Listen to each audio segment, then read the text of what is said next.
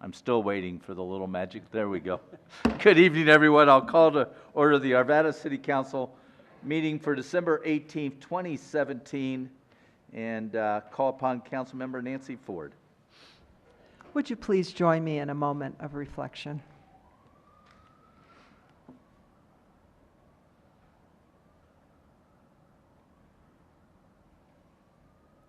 And now, if you'll say the Pledge of Allegiance with me. I pledge allegiance to the flag of the United States of America and to the republic for which it stands, one nation, under God, indivisible, with liberty and justice for all.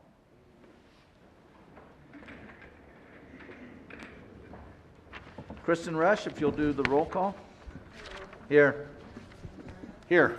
Councilmember Pfeiffer? Here. Councilmember Ford? Here. Councilmember Jones? Here. Councilmember McGough? Here. Councilmember Miller? Here. Next, we have the minutes of the December 4th, 2017 City Council meeting. Any changes or corrections? Seeing none, they will stand approved as presented. Next, we have petitions, recognitions, and communications, and I'll call upon Chapter Delegate Pete Adler to do this first one. Pete, good to see you. Thank you, Mr. Mayor. Come join me. Good evening. My name is Pete Adler, and I'm the chapter delegate to the American Public Works Association representing the Colorado chapter. Today, I'm here to recognize Chris Proper as the Colorado chapter's Professional Engineering Manager of the Year for 2017. This was the 32nd year the Colorado chapter has recognized outstanding achievements in individuals in the public works field. When our chapter updated our awards program several years ago, we had always recognized projects, but we realized that we needed to recognize those individuals who day in and day out made a difference in our business. This is the fourth year we've recognized individuals for their career accomplishments and contributions to the public works profession. The nomination information for the Professional Engineering Manager of the Year states to recognize excellence and dedication by recognizing outstanding career achievement, exceptional leadership, and management of engineering professionals.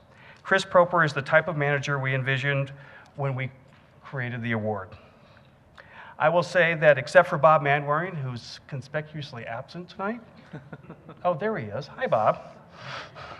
I have known Chris longer than anyone else associated with Arvada, as I managed her recruitment process when I was in the personnel department, now the human resources department, a few years ago.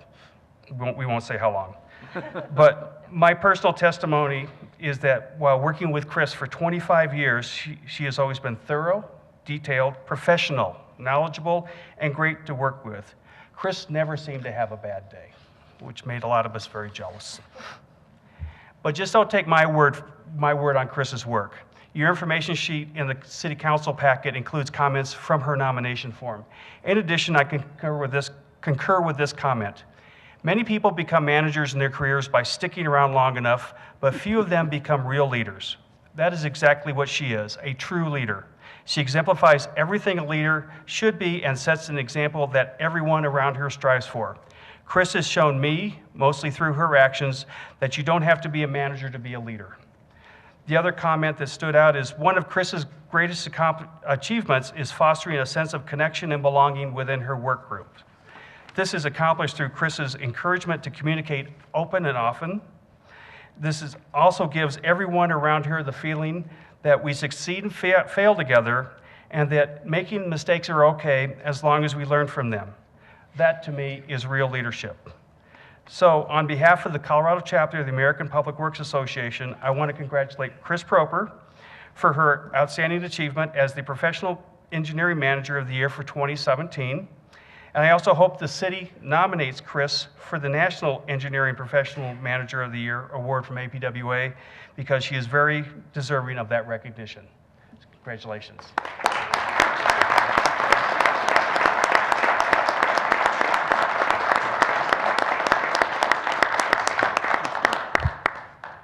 I just want to give a little short speech. I'd like to thank the American Public Works Association for this very nice honor, and I'd like to thank Pete Adler for coming out tonight and presenting this to me. I would also like to thank the City of Arvada for being a great employer for the past 26 years that I've worked here. I feel very fortunate to be a part of this organization, and I appreciate all the support from my managers and from City Council. Last but not least, I would like to thank those that I work with. We have an incredible group of employees in the engineering division. They're hardworking, smart, and dedicated to doing the best job for the citizens and this community. I'm really proud of this group, and they are what make us managers look good. Thank you.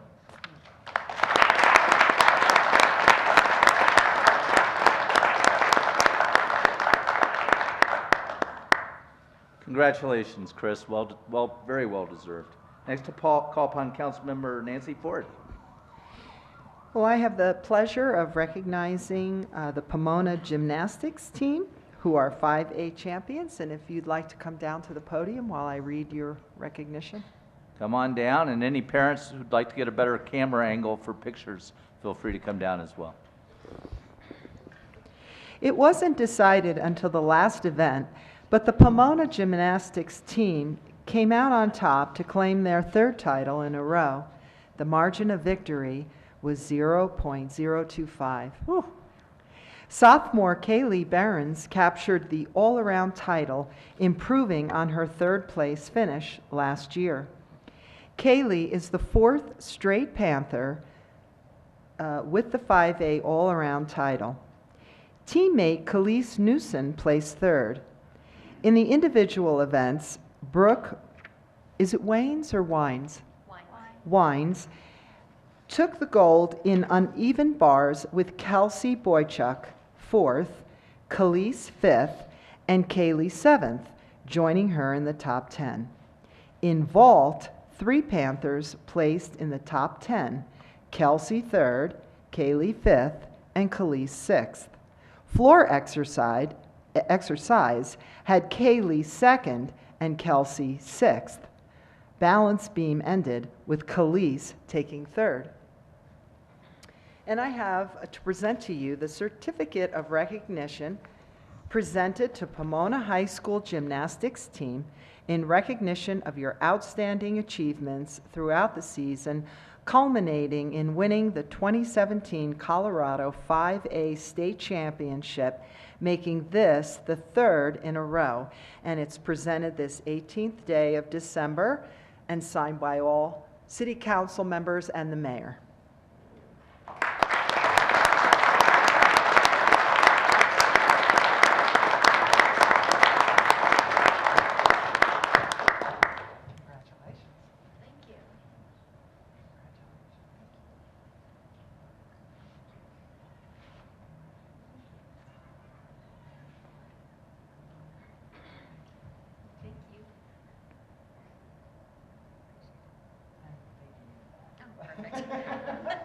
And if you ladies would each like to introduce yourselves and tell us what you competed in. Come up to the, there you go. I'm Bailey and I competed vault. I'm Jalen and I competed beam. I'm Marnie and I was an alternate on bars. I'm Tegan and I competed floor, beam, and vault for JV. I'm Mary and I did all around JV. Right. Well, congratulations. Yes, Coach. And I'm Tracy Boychuk. I'm the head coach. Thank you. Good job.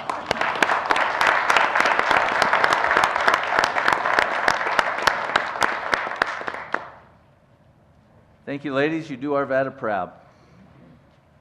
Next, we have public comment. I've got a few people who have signed up. I'll start with Robin. Is it Coopernick?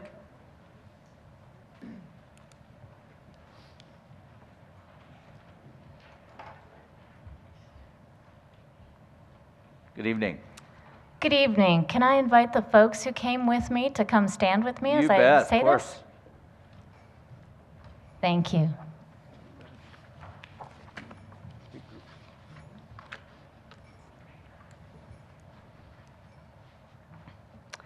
So first, thank you everyone for coming to be a part of this, and thank you for giving me some time to speak.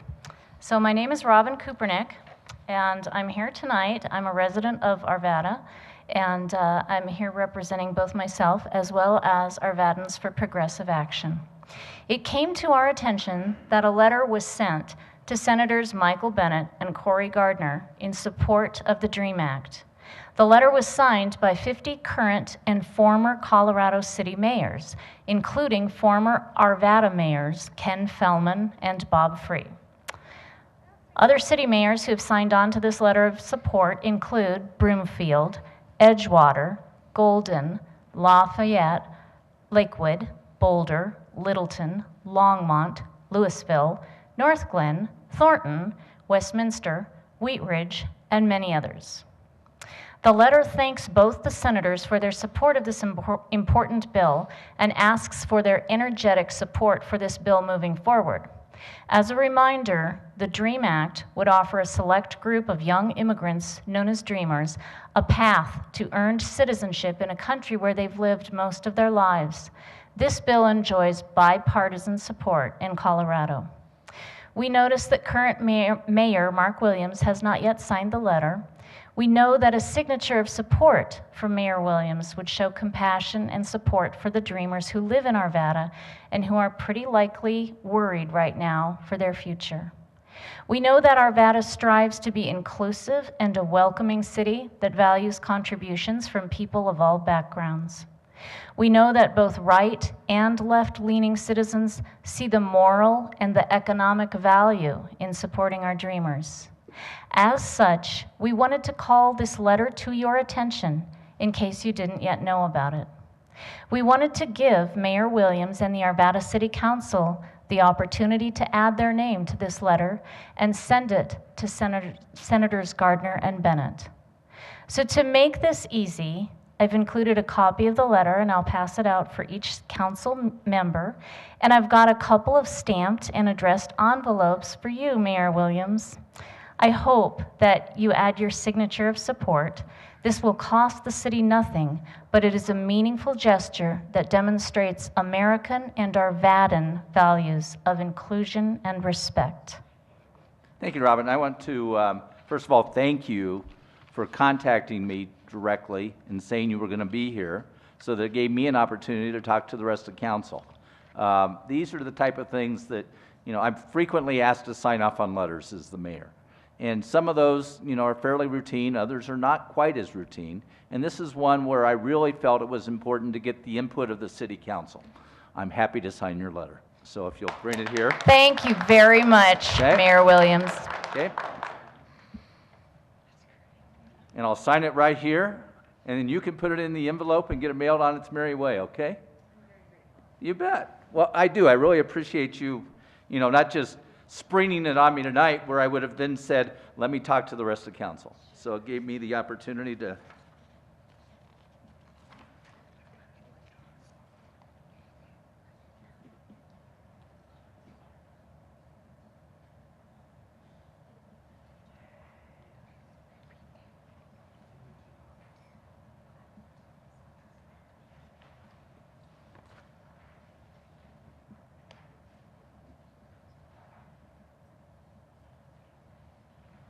I'll print my name too, because nobody can read it.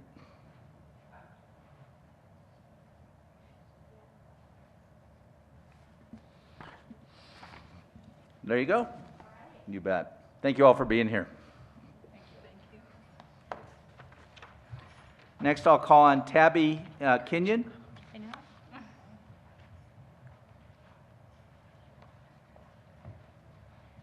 Good evening, Mr. Mayor and council members. My name is Tabby Kenyon. I am the incoming co-chair on the Parks Advisory Committee. So I just wanted to give you a quick overview of what we accomplished in 2017 and a little bit about what we're looking forward to in 2018. So we had our annual retreats on December 9th. And some of the accomplishments we got to celebrate is we're in implementation of that master plan. So we were happy to see some of those steps moving forward. We completed 23 park evaluations. We had our Arvada report articles published. We had 3 school matching grants for $10,000 to help schools do what they do best, teach kids, getting them outdoors.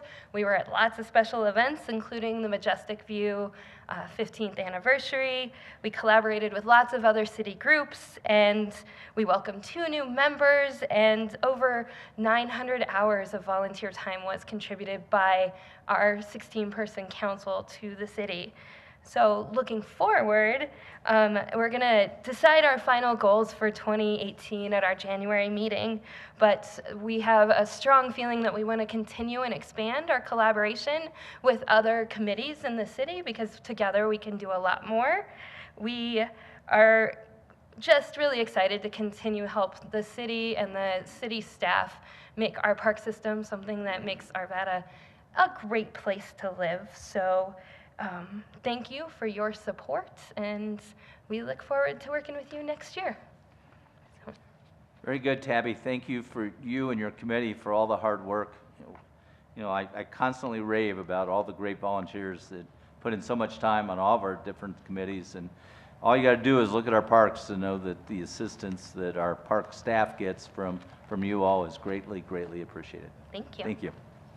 Yes. I just wanted to mention, too, the number that you presented, about 900 volunteer hours from 16 members on the committee. Mm-hmm. That's a very large number. That's about 50 hours or more of volunteer time from each of the members. I think that's truly significant and a reason that we have a very effective parks program. Yes, we set a goal for ourselves of 60 hours per person, so we got pretty close to that this year. Excellent. So. My goodness, how That's wonderful. Great. Thank you. Okay, I'll call on, is it Father John Shedlock?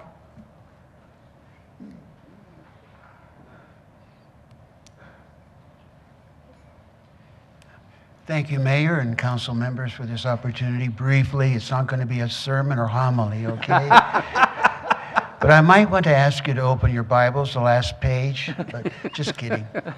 And I was going to wear my green and gold jacket, Green Bay Packers, but Notre Dame will do. Okay.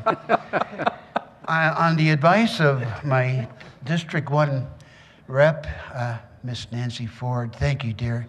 I did pursue your suggestions, and they weren't very productive, but that's not your fault.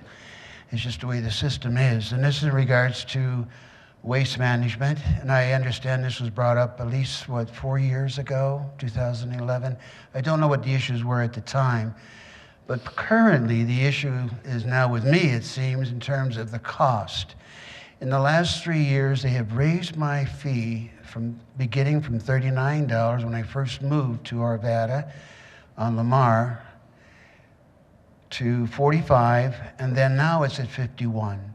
After doing the survey that Ms. Ford had suggested, the different waste managements, the list that the city has on file, which I guess needs to be updated, but of the 12, 5 are curb services, 7 are commercial.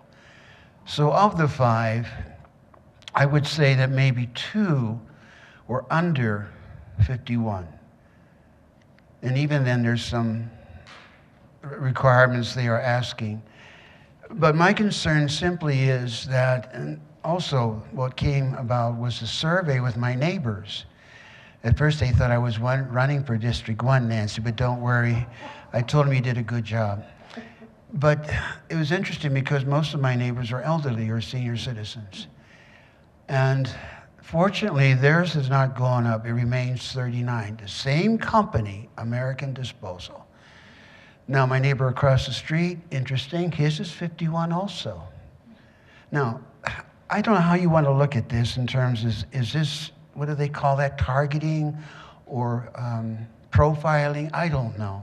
I don't have that much garbage. I'm a retired Roman Catholic priest, 76. I help out at various parishes here in the mountains and on the plains. I love it.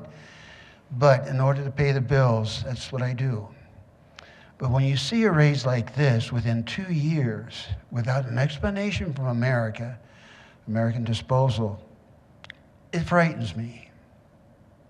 And I would hope, yes, pray, that the council will take this to heart and try to find a solution, because it's not going to get better. In fact, it'll get worse. Now, if you live in HOA, home, what is that, home? HOA. Anyway, their rates are paid, I guess there's a standard fee that's they are charged. But living in an apartment or something like that, that's taken care of through the rental service. But when you have an individual home, the responsibility comes on your shoulders or my shoulders as such. So what do you suggest that I do? Well, Mr. Father John, yes. I'm sorry, Father Shedlock. You're forgiven. Oh, that is crucial. It is Christmas, you know. I'm not a Scrooge. We met with the faith-based community a couple weeks ago, and they prayed for me, and boy, is it needed. I guess that's a hint, isn't yes, it? Yes, it is, Father. But yes, this is an area we've had discussions on. We've got our sustainability still having discussions on it. You know, I think part of the discussion is the free market system, and you know, whether or not you ought to be talking to one of the other companies that's cheaper and change services so you get the cheaper rate. I did that upon Mrs. Ford's recommendation, and it's not very good. It's not productive at all. Okay. In fact, it gets worse. And you suggested Republic. When I called them, $61. Prices are going up. The other one was $82 for 3 months.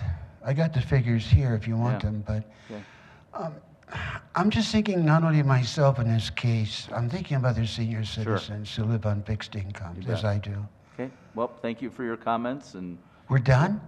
Yeah. I was hoping you would have a resolution, a proposed bill or something. We've spent a lot of hours of discussion on this. I don't think we're going to solve it tonight. Will there be something, will there be a follow-up? I'm pushing, okay?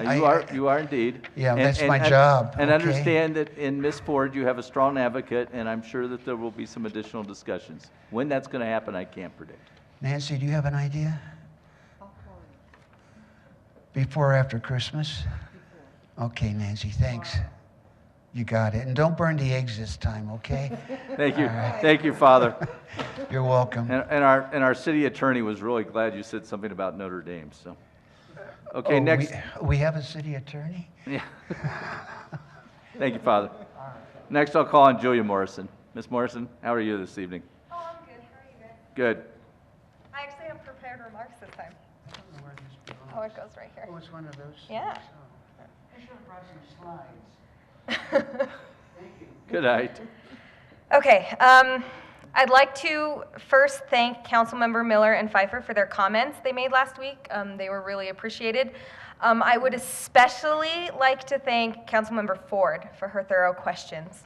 She hit on some trends in the data that was given to you that I've been, that a lot of people are experiencing and that I've been trying to convey to this body. I wanted to break down some of those numbers you saw last week. So according to the census numbers you were shown, Arvada has a population of 117,453 people. And if your data is correct, 27% of these people are renters. So that would be a total of 31,712 people. Of these people, 53% are paying 30% or more on their housing. This is according to the data you were shown. So that would be a total of 16,807 people. So that means in our city, 16,807 people are being impacted on a very fundamental level by some of the development decisions that are being made in this city.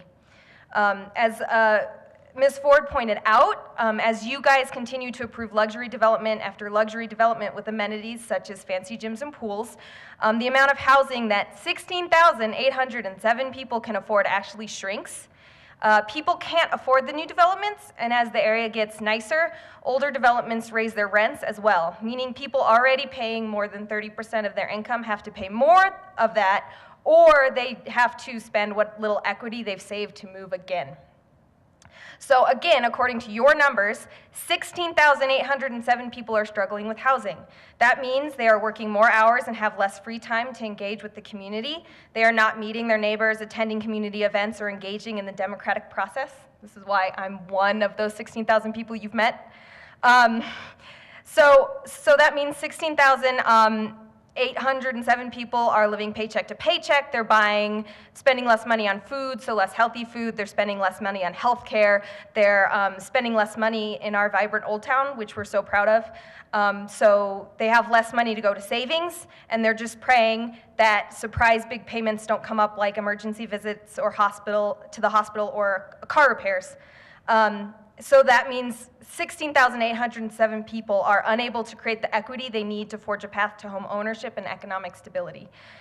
I want to press upon you that these are not just numbers. These numbers represent real people, people that you need in this community.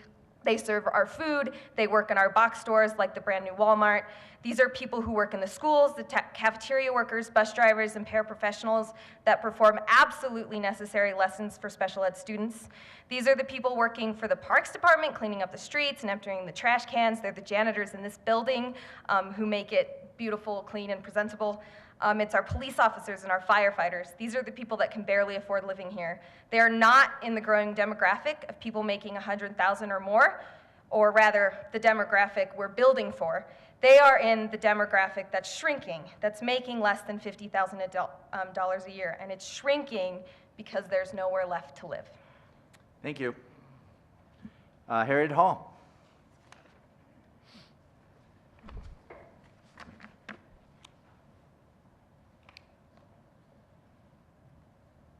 Good evening, Mayor and members of City Council. I'm Harriet Hall. I live on Grandview Avenue in Arvada. I want to first say thank you for signing the DREAM Act letter. That was wonderful. Second, I want to say happy holidays and thank you all for your service as City Council. And third, I want to talk about the comprehensive plan, which I've been diving into the last couple of weeks. And I'm sure you all at one point or another have dove into the comprehensive plan. It's a really important document for Arvada. But I was surprised by some things as I dove into the plan, and some of you who haven't read it for a while might be surprised too, because there are 3 areas in the comprehensive plan where I feel like in our development, particularly around the Old Town area, we are ignoring principles that were clearly and consistently stated in the comprehensive plan. The first one talks about, over and over in the plan, protecting and preserving the historic character of Arvada. And that is very, very important, and yet our development has not been consistent with that theme. The second one, again, over and over, talks about protecting the views from Grandview, the views from Old Town. That is very, very consistent as well. The comprehensive plan also mentions other plans that are incorporated into it, and one of those plans is the Transit-Oriented Development Plan. And it also repeats those themes, the historic character and protecting the grand views in Arvada. And I just want to read one little sentence out of that plan.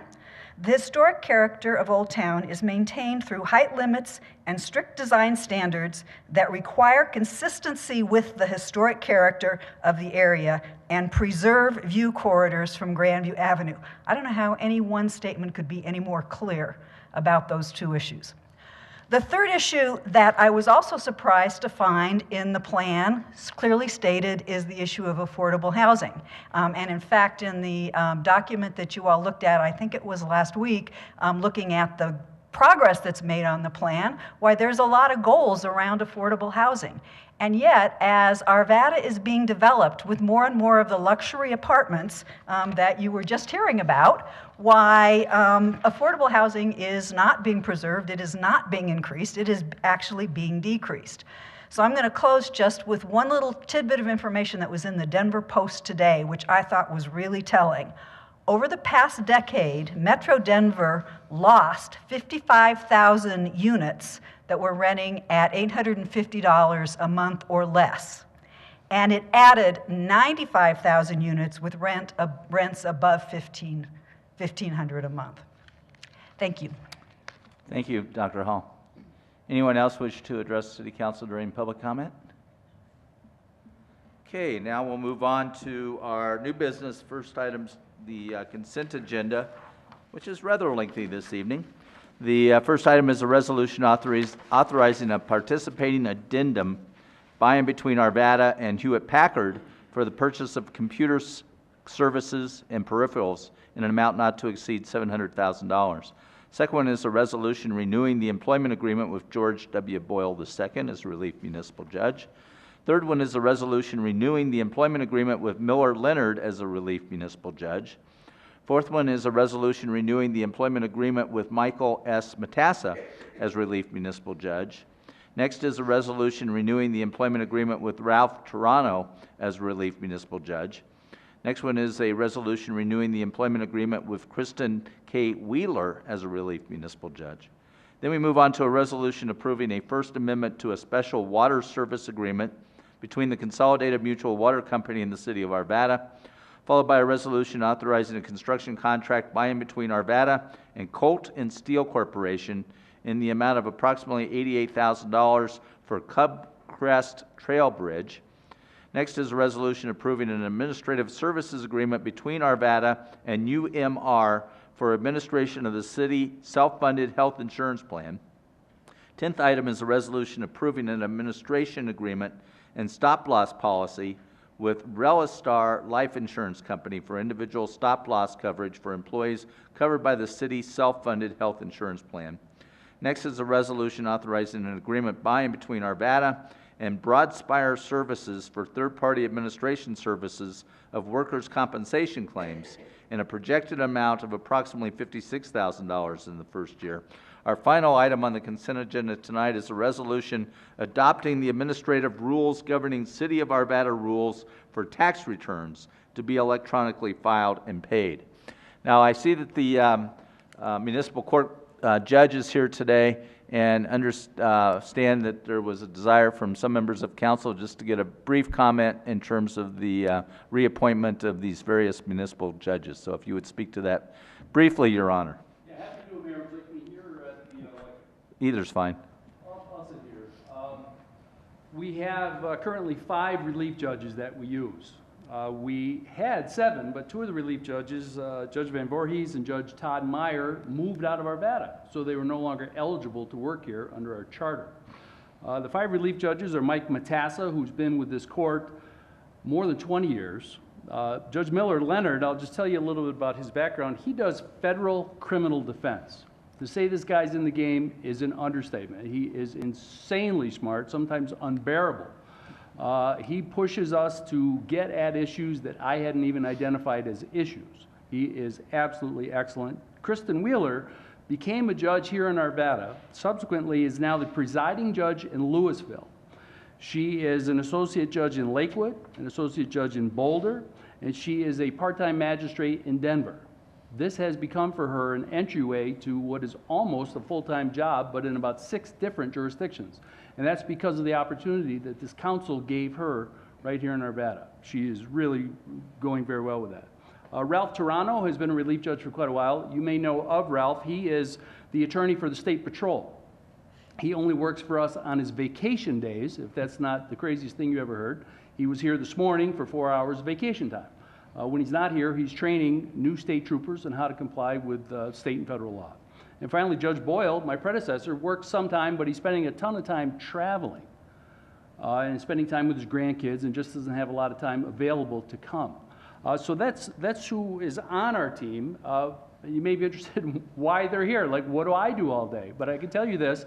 We run 2 courts generally, Mondays and Wednesdays. That's typically our traffic docket. As you may have seen in the construction, it's been a little hard to run 2 courts with one of our courtrooms torn up. So we're running double duty here, which is making for some long days. But typically, we run 2 dockets on those 2 days every single week. Also, I think that Councilman McGough has had a chance to share with you, we're spending a lot of time dealing with legislation, like an immense amount of time. I gave a list of the legislation we've dealt with to council at one point. I know I've shared it with Councilwoman Ford and Councilman McGough. We are spending a ton of time trying to comply with new state law. I think we're being very successful. I have another administrative notice that I had to finish by January 1st for this jail delay bill, where I have to work with our county sheriff and I have to work with other judges. I think we're good. I've been working with Mr. Daly's office to make sure we're compliant with the law. But I'm spending an inordinate amount of time just trying to keep pace with the legislation. Again, I think we are ahead of the curve. People are relying on us for a lot of interpretation, a lot of draft orders and things like that. But that's where a lot of things are going. But I think the good news is, knock on wood, I think we're doing well as far as managing risk. And a lot of this is creating risk. I think there is very good intention behind a lot of this legislation, but a lot of the legislators aren't talking with each other. I think they're coming up with unintended consequences. But I think for us, it's impacting what we do only insofar as trying to comply with all of this. But I think we're in pretty good shape. Does anyone have any questions about court in general? I don't get to talk to you very often. And we're going to talk to council about why I opened it up to let you talk tonight. Do I have a motion to approve the consent agenda? Yes, Mr. Fiber. I move to approve consent agenda items R17, 142 through, just make sure they're all in order, to resolution 17, 153. Motions for approval. Motions for approval, please vote. All votes are cast. That passes 7-0. Judge Cook, with all kidding aside, thank you for the work you and your team are doing, and we know you are certainly on the forefront, particularly on some pretty difficult issues right now. Thanks, Mayor. Thanks for the support, Council. You bet. Okay, next we have some resolutions. The first is R17-154, which is a resolution authorizing an intergovernmental agreement by and between the City of Arvada and the Apex Park and Recreation District regarding the design, construction, and maintenance of the Harold D. Lutz Sports Complex pump station and related obligations. Mr. Devon? Yes, Mr. Mayor, members of the council, this is another example of our collaboration with the Apex Parks and Recreation District. This will facilitate the construction of a new irrigation pump station at our Lutz Sports Complex. This will also complement the work that Apex is doing at that complex to improve the athletic facilities there.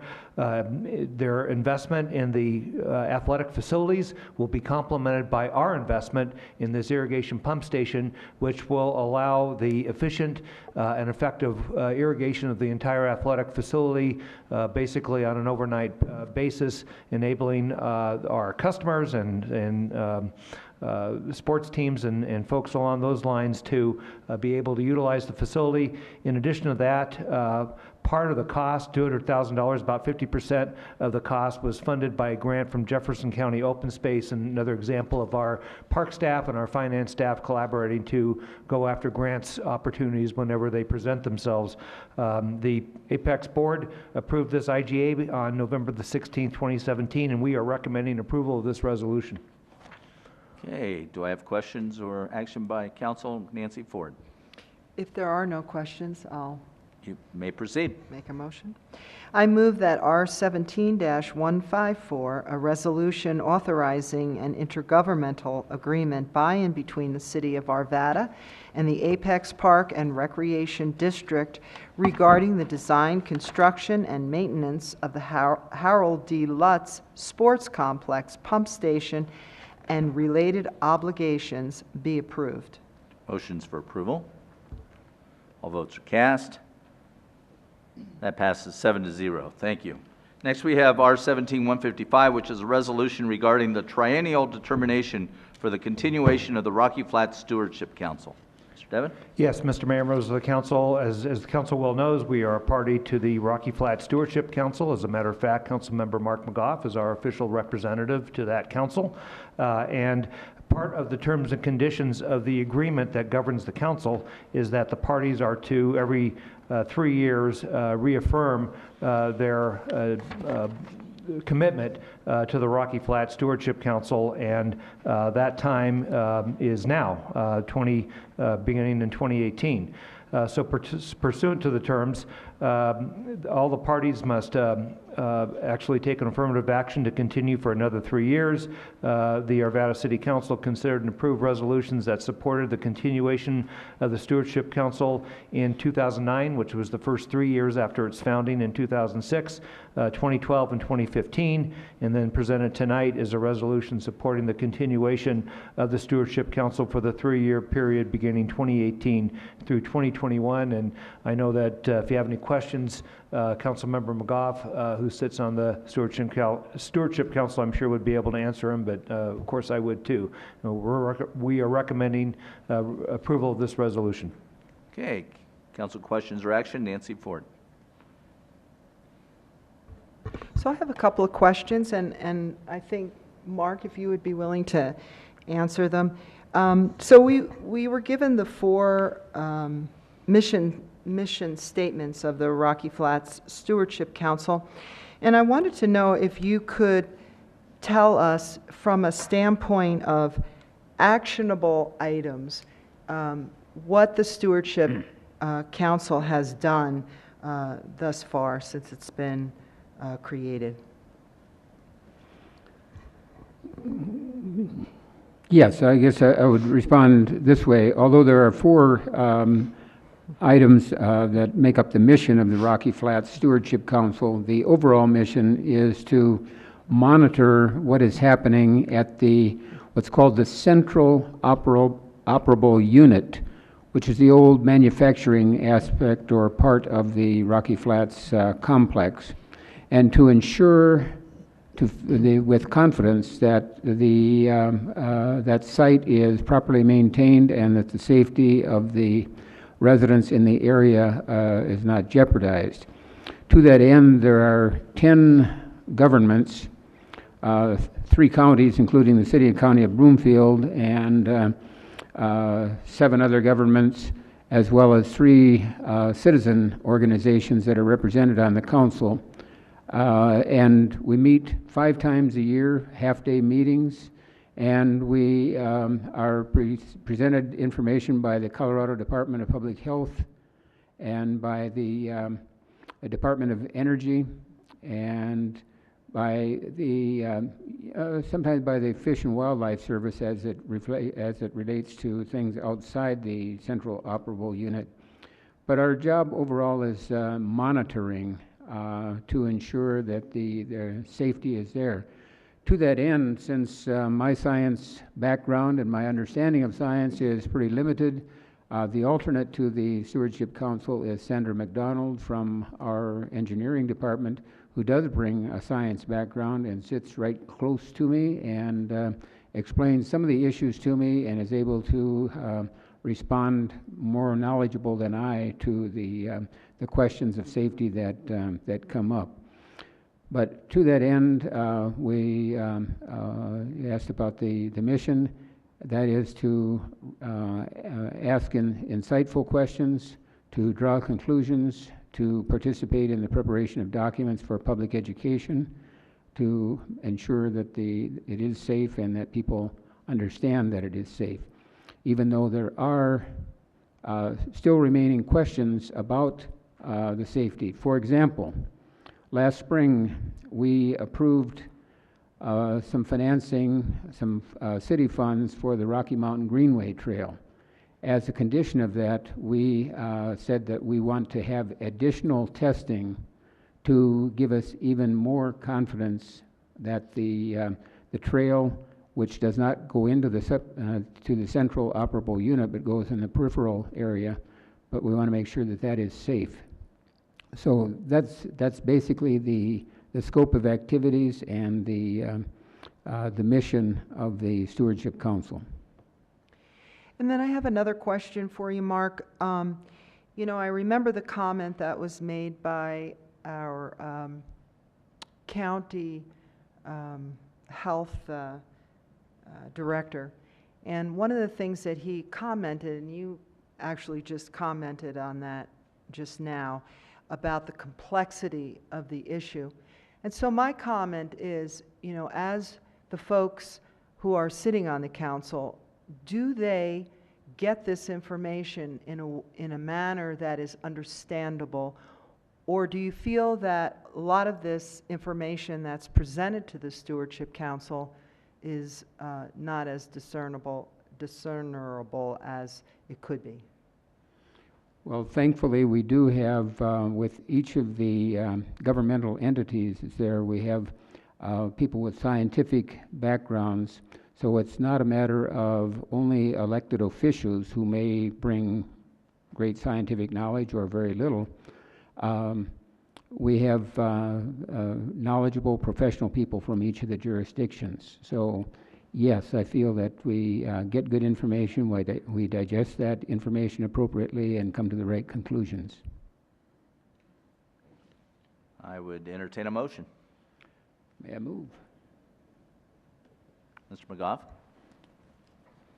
Yes, thank you. I move that R17-155, a resolution regarding the triennial determination for the continuation of the Rocky Flats Stewardship Council, February 2018 to 2021, be approved. Motions for approval. I think the date's been changed in the final version to February 13th. Is that right? On this one, it's only the years. Okay. It's on the other that we have the specific date. Very good. Okay, if I could have everyone vote. All votes are cast.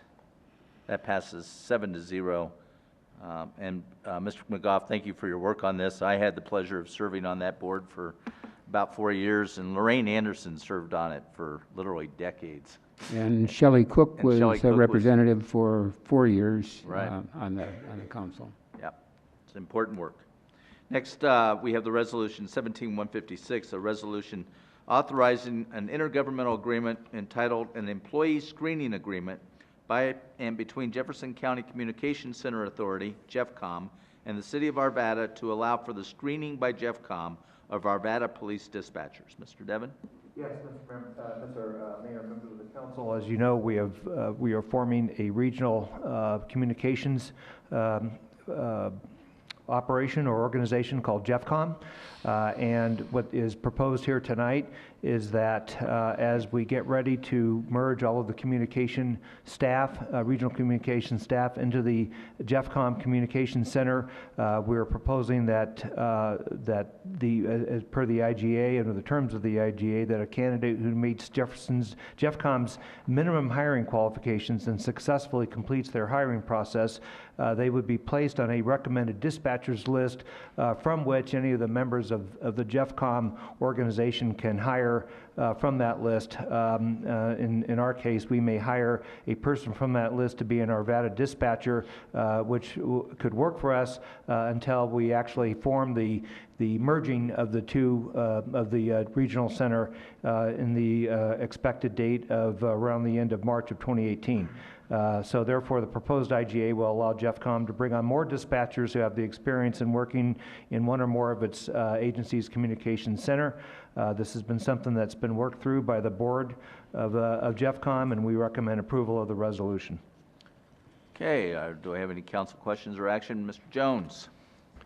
Just one question, and then I'll reserve the right to make a motion if no one else has a question. So reserved.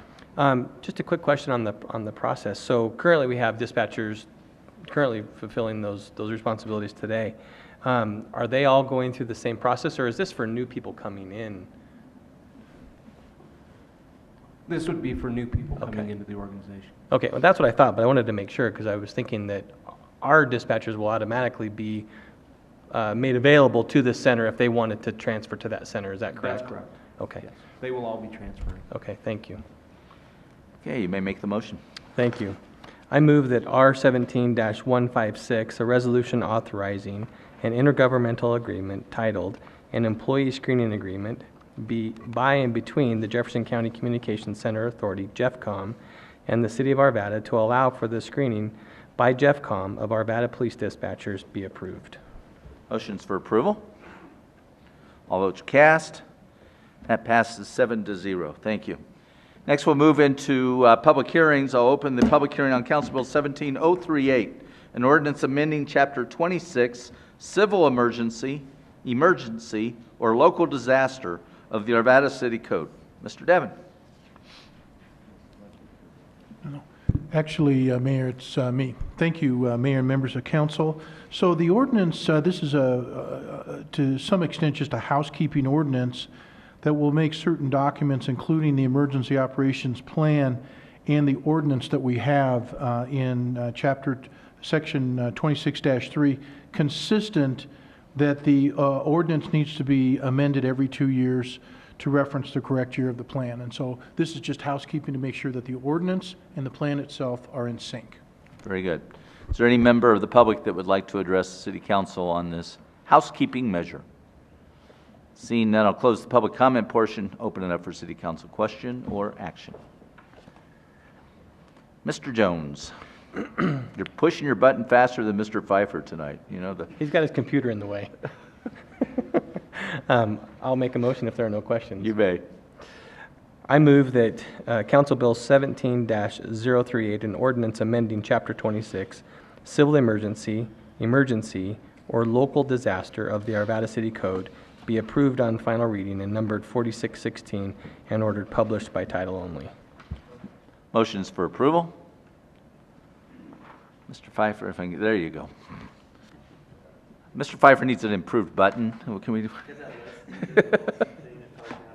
All votes are cast. That passes 7-0. Thank you. Next, I'll open the public hearing on Council Bill 17039, an ordinance authorizing a second amendment to an intergovernmental agreement establishing the Rocky Flats Stewardship Council. Mr. Devon, this one's yours. Yes, Mr. Mayor, members of the council. So this item has to do with the fact that the Rocky Flats Stewardship Council, after 10 years, determined that it needed to clarify its mission and purposes in order to more accurately describe its role and replace technical references to current regulatory standards. The revised and updated mission and purposes, as well as the updated regular standards, were approved by the Stewardship Council during their board meeting in September. The updated information is incorporated into the Second Amendment for the IGA, which is attached to your packet tonight. And then in addition to that, if you wanted to take a look at the actual edits, there's a second document after the actual clean copy of the IGA that's also incorporated for your reference. The updated and clarified missions and purposes were discussed extensively by the Stewardship Council over the course of a few months. Again, Councilmember McGough is our representative to the Stewardship Council, and he is supportive of the revisions as described herein, and staff recommends approval of this ordinance. Okay, is there any member of the public that would like to address City Council on this item? Seeing none, I'll close the public comment portion and open it up for comment or action. Mr. McGough? Yes, I would like to make the motion, but I'd like to offer to respond to any questions that anybody might have concerning the red line version we have. I can say this is just, if you get 20 people in a room and start going over a document like this, it was painful. And I'm not sure we gained any great clarity, but with new people on the Stewardship Council, there was it became important to some to use the word engage rather than to address, for example. So there's not a significant change in the mission statement. Very good. Mr. Jones? I just wanted to make a comment. To thank Nancy for her questions earlier. I think those were helpful, just in kind of an explanation. And Mr. Goff, for your diligence in serving on that committee. I think it's an important committee that we retain. Thanks. Mr. McGough, you're free to make your motion. Okay.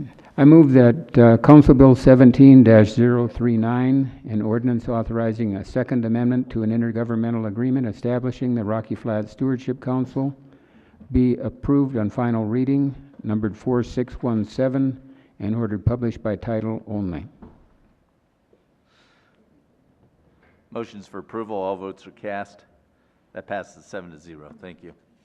And our final public hearing for 2017, Council Bill 17040, an ordinance authorizing an additional appropriation for fiscal year 2017.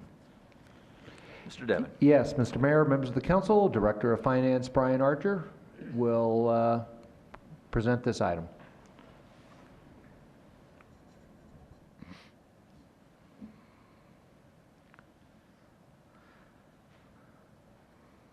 I've already earlier this evening given my condolences to Mr. Archer for CSU losing, although they played a heck of a lot better than CU did in the bowl season. So, I just want you to know, in support of Mr. Archer, that I too am an alum of CSU. Okay, very good. Mayor and Council, thank you for the opportunity to present Present to you the final request of our budget cycle, our supplemental appropriation. The annual budget is truly a year-long process. Looks like our remote is not working. Can we put in a budget for more batteries for the remote control, for a new remote for?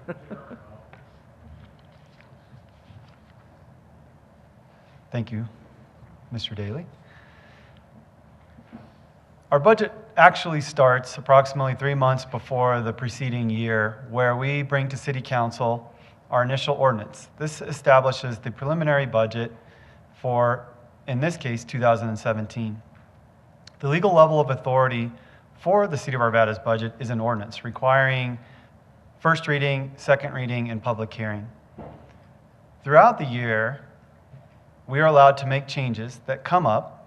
For example, items that are received like a grant, or items that we didn't expect, like a hailstorm, through resolutions. Those are done in just one sitting. Finally, at the end of the year, we need to come back to City Council and clean up any of those items that you all have already seen, or items that have happened between the final resolution and this ordinance. We'll quickly run through some of these items tonight. We're happy to report each of these requests have an equivalent revenue source to offset them, or there is sufficient reserves to cover these requests. In the general fund, we did approve a resolution earlier in the year related to the Arvada Center and changing how we are going to handle their in-kind. This was approximately $2.5 million. And we have 2 requests tonight. One, to transfer $1.1 million to the street maintenance fund. This was discussed in April, and this is a cleanup of that item. A secondary item is approximately $1 million for conduit and fiber. We came to City Council to discuss this, to take advantage of our co-locates, and you saw a presentation a couple of sessions ago by our IT director and Rick Osmus. I don't know his title right now.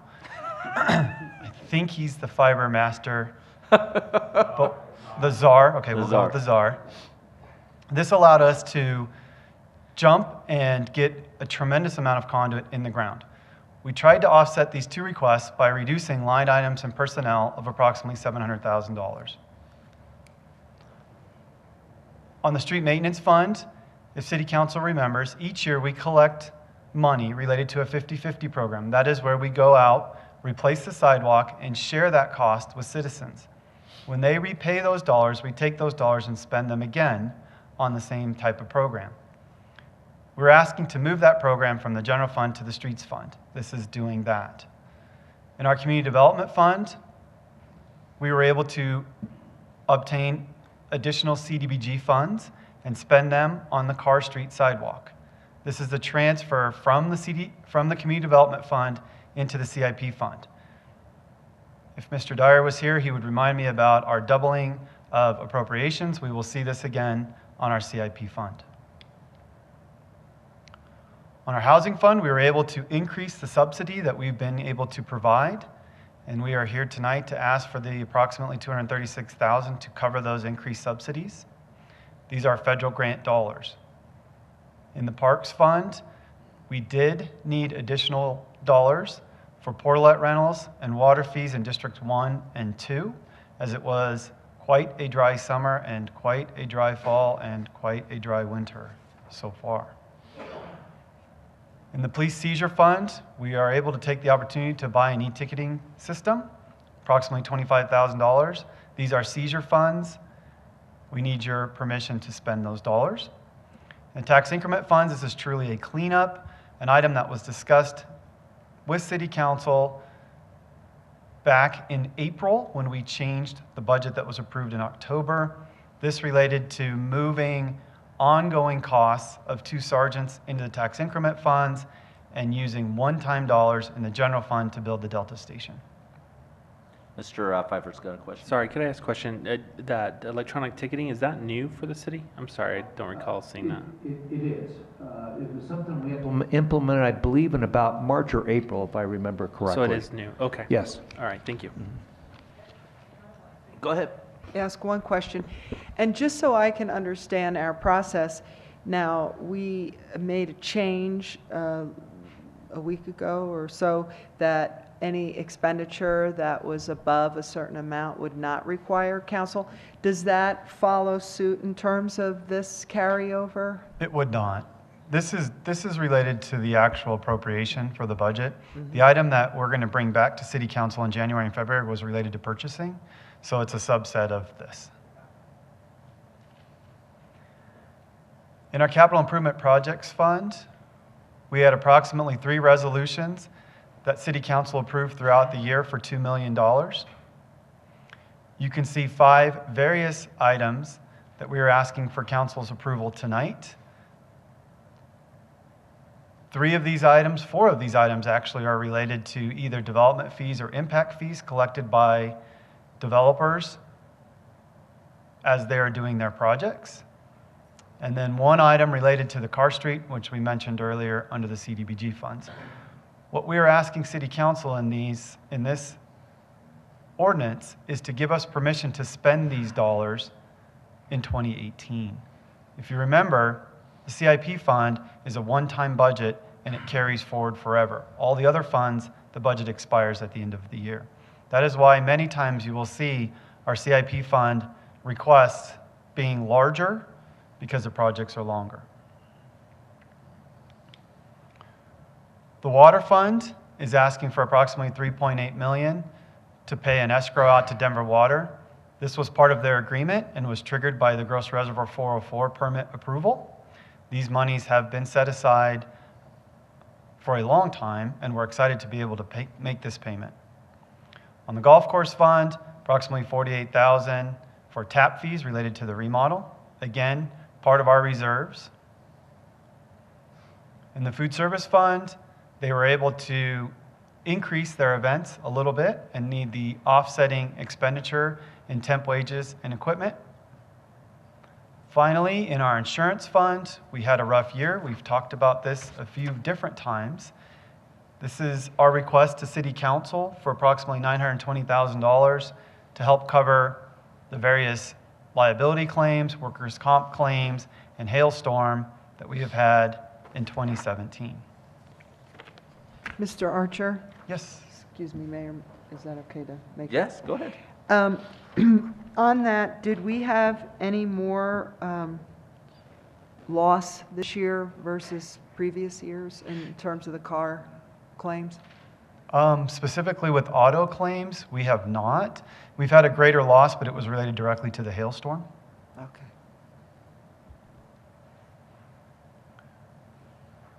City Council saw a resolution just last week or just last time related to purchase of computer and computer equipment. Our computer fund, our IT fund, was able to take advantage of some early buying. These pieces of equipment will actually be rolled out in 2018, but by taking advantage of this, save significant dollars. So we're asking to move this budget forward from 2018 to 2017. Mr. McGough, you've got a question? Yes, it's probably for Mr. Devon. I'm just wondering, I just want to be reminded about the Carr Street sidewalks. Those we've got, from the CBDG funds and the capital improvement funds, so it's up around $500,000. Is that all from the lower end of Carr Street? Is that right? It's approximately Carr and West 52nd. Yeah, so it's coming north from 52nd is where the, okay. Correct. I just wanted a reminder of where those sidewalks are going. Thank you. Go ahead, Mr. Arch. In the vehicle fund, approximately $100,000 for items that fall below our level in our risk fund. So these are small items like mirrors, windows, small dents that we couldn't make a claim on. So I'm happy to report we only had 5 resolutions this year, which is a pretty low number. We've been averaging somewhere between 10 and 12, so we're pretty excited from that perspective. Overall, the increase looks quite large when you take our beginning budget moving to our ending budget. A majority of that was approved by City Council in April, and a lot of it related to our reallocation of dollars and also the creation of the Streets Fund. And so again, with the doubling that happens in government accounting We had to budget once in the general fund and again in the streets fund for approximately $12 million. That's 25 million of the 55 that was approved. Good. Is there any member of the public that has any questions or would like to make any comments with regard to this matter? Seeing none, I'll close the public comment portion, open up for City Council question or action. Mr. Marriott, you're first. I'd like to reserve the right to make a motion if nobody else has questions. Okay, Mr. Jones, do you have any questions? Just two questions. I was trying not to go out of order and not ask, my questions before public had the chance. No, could you just remind me the police seizure fund and help me? I can't remember how that fund works. So those are items that are related to stuff that was seized during either a drug raid or other items at the federal and state level, and then that's our share that we get passed down to us. Okay, I wasn't sure, so Yeah, thank you. It requires multiple approvals to spend any money in that fund. Okay, thank you. And then the second one, on the insurance claims, that's because we're self-funded, correct? That is correct. Okay. Yeah, Just so wanted we to put money clarify aside each and every year for years like the one we just had. Hopefully, as we move forward, that will just be an outlier. And right. Okay, thank you. Okay, Mr. Marriott. Thank you, Your Honor. I move that Council Bill 17-040, an ordinance authorizing an additional appropriation for fiscal year 2017, be approved on final reading, numbered 4618, and ordered published by title only. Motion's for approval. All votes are cast. That passes 7-0. Thank you. Thank you, Mr. Archer, for your continued good work for us. With that, then, we'll move on to public comment, if there's anyone who would like to address City Council at this time.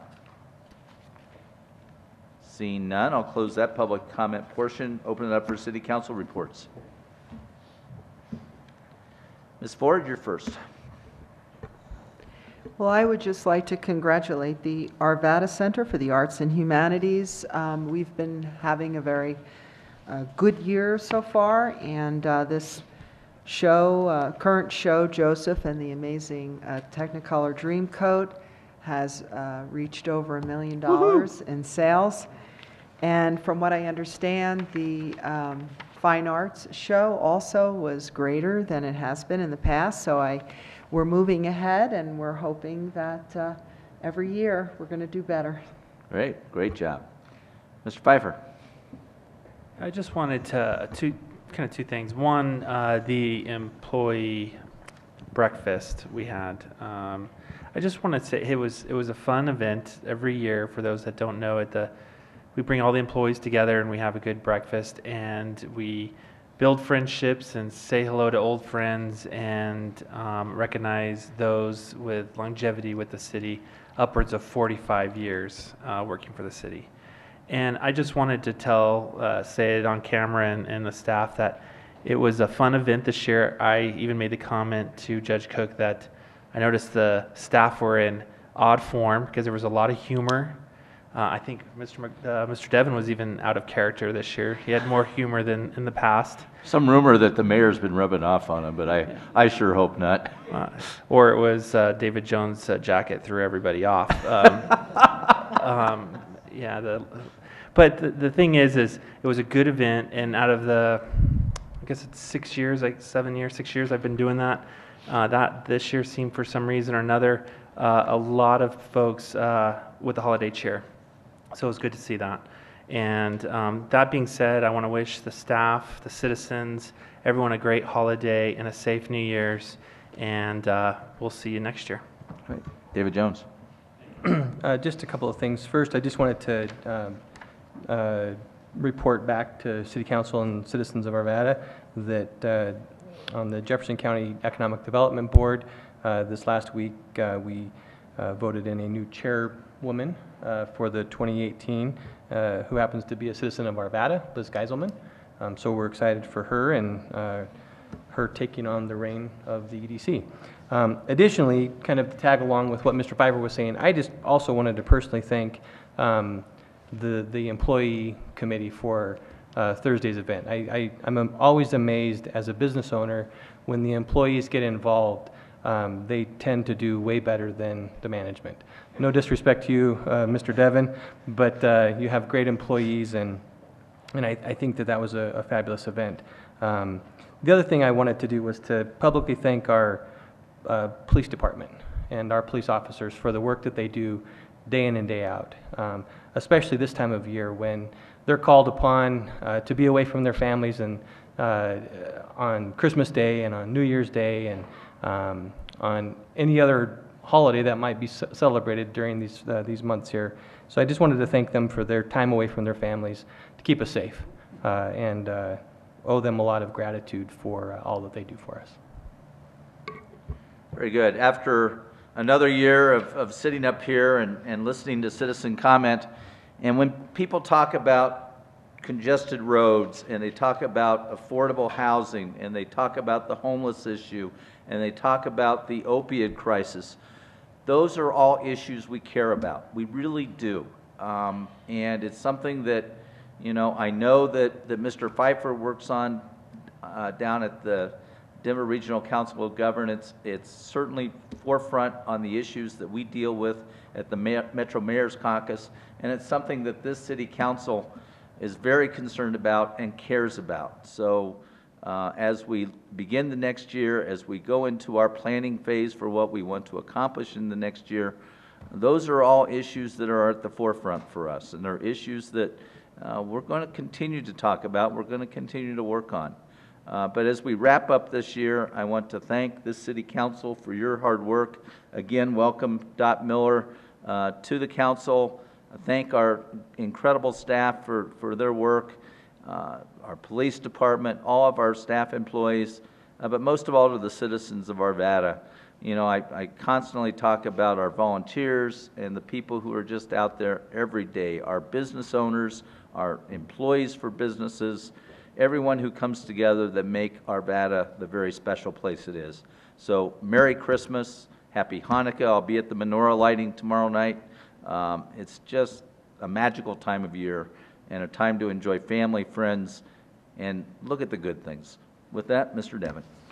Yes, Mr. Mayor, members of the council, staff also wishes council and community happy holidays, and thank you for all that you do to help us and to lead us. And then lastly, just to indicate on January 8th, that'll be our next workshop. We'll be providing you a report on the 2017 Arvada Citizen Survey and also an update on the Jefferson County Parkway. Very good. Thank you. With that, we stand adjourned.